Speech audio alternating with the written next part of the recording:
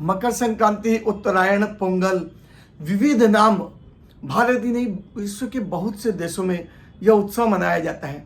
इसके महत्व को हम इस प्रकार भी समझ सकते हैं कि भीष्म पितामह बाणों की सैया पर लेटे हैं, सिर से लेकर के पैर तक बाण चुभे हुए हैं, इच्छा मृत्यु का वरदान है। उसके बाद भी न कुछ खा सक रहे हैं, न कहीं जा सक रहे हैं, एक ही जगह दिन रात खुले आकाश के नीचे उस कष्ट का अनुभव करते हुए भी इच्छा मृत्यु है, फिर भी अपना मृत्यु का दिन कौन सा चुना? जब सूर्य उत्तरायण होगा तो मैं प्राण त्यागूंगा। क्यों? क्योंकि मोक्ष की प्राप्ति होगी। तो मोक्ष प्राप्ति के लिए दिन कितना महत्वपूर्ण है, इससे भी समझा जा सकता है। इसकी एक और पौराणिक कथा है जो हम थोड़ी देर बाद समझने वाले हैं। ज्योतिष के अनुसार जब भगवान भास्कर अपने पुत्र शनि की राशि मकर में प्रवेश करते हैं तो उत्तरायण होता है, सूर्यदेव ऊपर की तरफ होते हैं और दक्षिणायन में नीचे की तरफ होते हैं। और माँ गंगा, उनका वाहन भी मकर है। तो जब सूर्यदेव शनि की राशि मकर में है और माँ गंगा में स्नान करते हैं तो भी पुण्य लाभ होता है। इस समय हेमंत ऋतु पूर्ण होकर के शिशिर ऋतु आरंभ हो रही है। हमारे शरीर में, यह साइंटिफिक विषय है, हमारे शरीर में खाज, खुजली, ड्राई स्किन की समस्या, गला कंठ सूख जाना, सर्दी, इस प्रकार की अनेक समस्या उत्पन्न होती है। और तिल और गुड़ खाने की परंपरा या इस प्रकार की अन्य चीज़ें जो में अंदर से प्रोटीन, विटामिन, मिनरल्स, कैल्शियम ये सब देती है, इससे में शरीर को तेल भी मिलता है और गुड़ खाने से सर्दी में भी लाभ होता है। इसके साथ ही इस दिन काफ़ी चीज़ें दान देने की भी परंपरा पड़ी। हम स्वयं तो स्वस्थ रहेंगे और साथ ही समाज को स्वस्थ रखेंगे, ये हमारा दायित्व है। इस चीज़ को सोच करके हमारे ऋषि महर्षियों ने इसे परंपरा के रूप में दिया। इसकी पौराणिक कथा मोक्ष प्राप्ति का आरंभ कहाँ से हुआ? तो इसके लिए हम राजा सगर की कथा सुनते हैं जो विश्व की सबसे बड़ी गोल सेटिंग स्टोरी भी है। वो कैसे? तो राजा सगर ने अश्वमेध यज्ञ के लिए घोड़ा छोड़ा। हम जानते हैं, सीरियल्स में देखा है कि अश्वमेध यज्ञ का घोड़ा जिधर जाता है, यदि किसी ने पकड़ लिया तो उसे युद्ध करना पड़ेगा, और नहीं तो सामंजस्य स्वीकार करते हुए घोड़ा आगे बढ़ता जाता है। अब इंद्रदेव ने क्या किया? इंद्रदेव के दिमाग में भी एक बहुत बड़ा विजन था।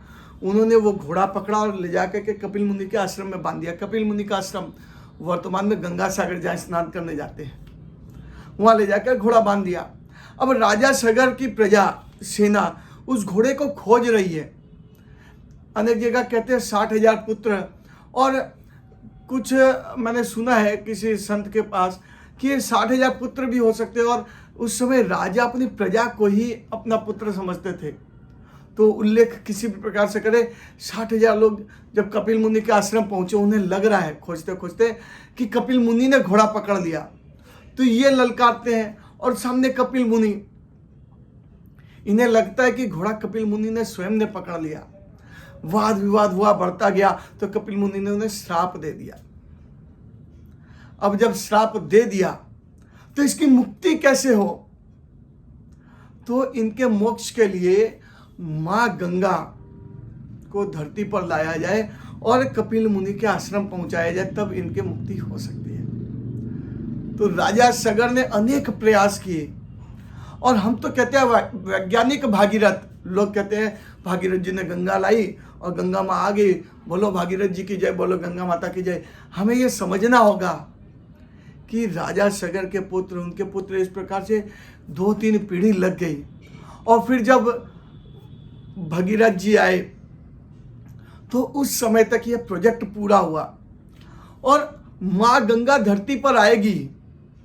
सोचिए, हम एक बिल्डिंग कॉम्प्लेक्स में यदि पानी के कनेक्शन की सोचते हैं तो यदि 20वें तल्ले पे है तो वहाँ पे पानी रहेगा, रिजर्वर नीचे रहेगा। ये पानी कैसे आएगा, किस फोर्स से जाएगा, कहाँ कहाँ वॉल्व सेट करनी है, और पानी घर में आएगा, घर के बाद ड्रेनेज सिस्टम से, कमोड से जाएगा, वॉश बेसिन से जाएगा, इस प्रकार के अनेक विषय। और ये पानी डाइवर्ट करते करते कहाँ जाएगा, ये सोचने में, प्लानिंग करने में एक फ्लैट का ड्रेनेज सिस्टम सेट करने में 2-4 महीने लग जाते हैं।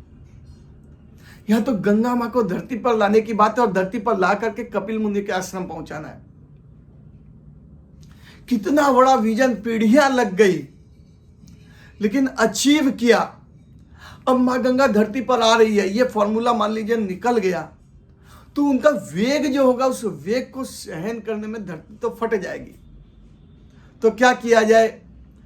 इसके लिए फिर समझ में आया कि भगवान शिव हैं, वो यदि अपनी जटा में लेते हैं तो कुछ सॉल्यूशन निकल सकता है। अब क्या करना? तो भगवान शिव के पास जाना या उन्हें मनाना, उनसे कम्युनिकेट करना।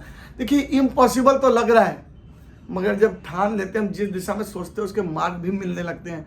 और अंततः भगवान शिव को मनाया।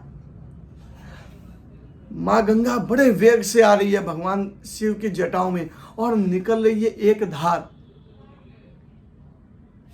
और फिर जब माँ गंगा वहां से धरती पर आती है तो गोमुख से लेकर के गंगा सागर तक पर्वत, मैदान, पहाड़ जितने भी हैं और अंततः समुद्र तक लाना, ये कोई आसान काम तो नहीं है और किसी साधारण व्यक्ति या टीम का भी काम नहीं है। इसके लिए कितनी बड़ी बड़ी टीमें बनाई गई होंगी, इसकी कल्पना करिए।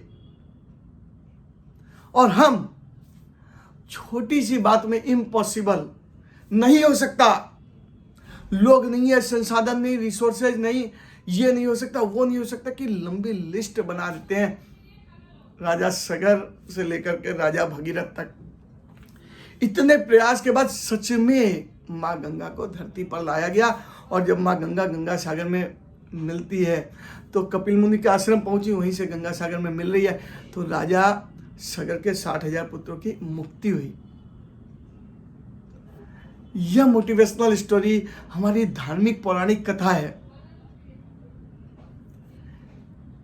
इसी से आज भी मकर संक्रांति के दिन गंगा सागर में स्नान की परंपरा पड़ी और इसे मोक्षदायी पुण्य लाभ का विषय बताया जाता है।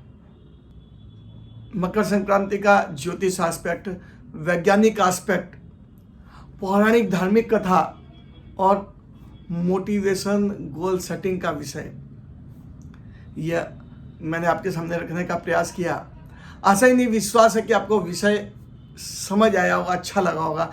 यदि अच्छा लगा तो लाइक और कमेंट अवश्य करें, अपने मित्रों के साथ शेयर करें। जल्दी मिलता है अगले वीडियो में, तब तक के लिए शैलेश बागड़े का नमस्कार।